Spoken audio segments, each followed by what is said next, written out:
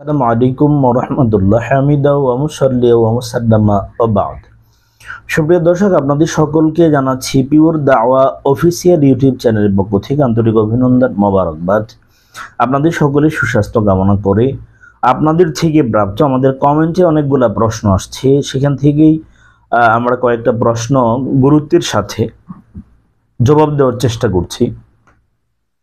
আর আপনাদেরকে জানিয়ে রাখি কথাটা, বিশেষ করে আমাদের কমেন্টে যারা প্রশ্ন করবেন আপনাদেরকে প্রায়োরিটি দেওয়া হবে। আপনাদের প্রশ্নের জবাব গুরুত্বের সাথে ইনশাআল্লাহ আপনারা অ্যাজ সুন অ্যাজ পসিবল, খুব দ্রুত আপনারা ইনশাআল্লাহ পেয়ে যাবেন।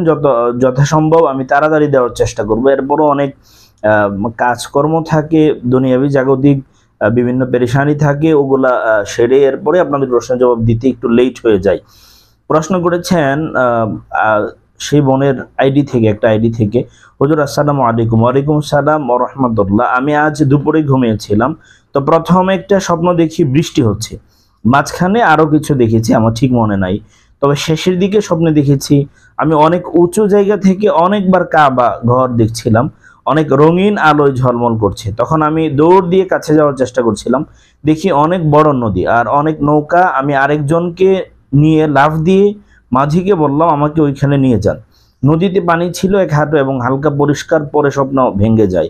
আমার হায়েস্ট চলাকালীন এই স্বপ্ন দেখেছি, খুব চিন্তা হচ্ছে, দয়া করে এর ব্যাখ্যা দিন প্লিজ। আপনি তো অনেক লম্বা প্রশ্ন করে ফেলেছেন দিনী বোন, অনেক লম্বা হয়ে গিয়েছে প্রশ্ন। আপনার প্রশ্নের মাঝে অনেকগুলো স্বপ্নের প্রশ্ন আসছে। প্রথমত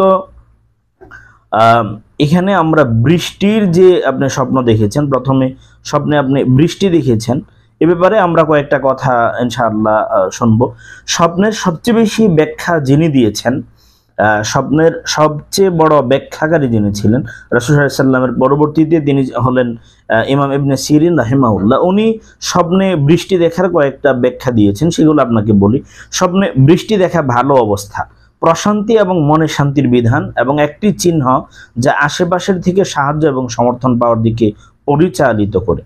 বৃষ্টি সম্পর্কে একটি স্বপ্ন সমৃদ্ধি এবং ভালো জিনিস নির্দেশ করে এবং একটি চিহ্ন যে জীবনে কিছু ইতিবাচক উন্নয়ন আসবে, আপনার জীবনে হয়তো ভালো কিছু আসবে। যে ব্যক্তি তার স্বপ্নে বৃষ্টি দেখে স্থানের ক্ষতি করছে, সে ইঙ্গিত দেয় যে স্বপ্নের মালিকের সাথে কিছু অপ্রীতিকর ঘটনা ঘটবে।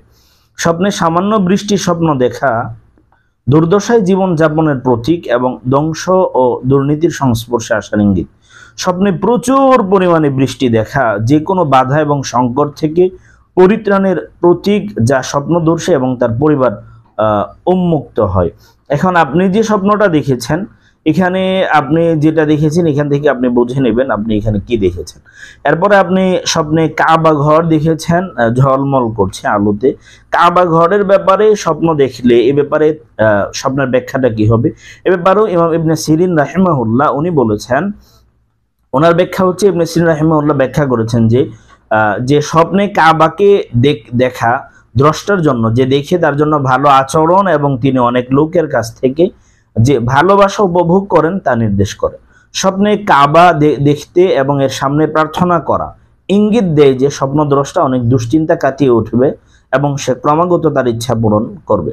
যে ব্যক্তি স্বপ্নে দেখে যে সে একদম লোকের সাথে কাবা পরিদর্শন করছে, এটি তার চারপাশে ভালো সাহচর্যের প্রমাণ, আশপাশের মানুষগুলা ভালো সঙ্গ সে পাবে, এটা আসলে প্রমাণ করে। স্বপ্নে কাবাকে ক্রমাগত দেখা, অর্থাৎ ধারাবাহিকভাবে দেখতে পাওয়া, স্বপ্নদ্রষ্টার এটি দেখার এবং ক্রমাগত অনুতপ্ত হয় এবং আল্লাহ তাআলার কাছে ফিরে যাওয়ার বিষয়ে চিন্তা করার আকাঙ্ক্ষাকে নির্দেশ করে। দিনী বোন, আপনি তো অনেকগুলা স্বপ্ন এখানে দেখেছেন, এজন্য আপনার এখান থেকে আশা করা যায় উদ্বেগ এবং সমস্যার মধ্য দিয়ে যাচ্ছেন, আপনি তা থেকে মুক্তি পাবেন। আপনার কোনো বিবাহিত কোনো মহিলা এগুলা স্বপ্নে কাবাঘর স্বপ্নে দেখা এবং আলোয় ঝলমল করছে এমন কিছু দেখলে আশা করা যায়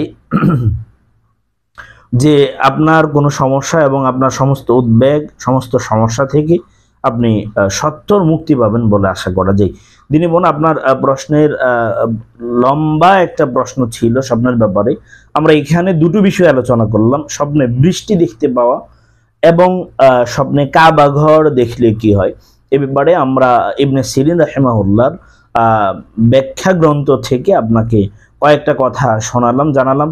ইনশাআল্লাহ আপনার অন্য কোনো প্রশ্ন থাকলে আপনি যে কোনো সময় করতে পারেন, ইনশাআল্লাহ জবাব দেওয়া হবে। যে কোনো দিনই ভাই এবং বোনেরা আপনাদের যে কোনো জীবন ঘনিষ্ঠ জিজ্ঞাসা আপনারা করতে পারবেন, ইনশাআল্লাহ আপনাদের প্রশ্নের যথাযথ জবাব দেওয়ার চেষ্টা হবে ইনশাআল্লাহ। আল্লাহ তাআলা আমাদের সুস্থ রাখুন, ভালো রাখুন।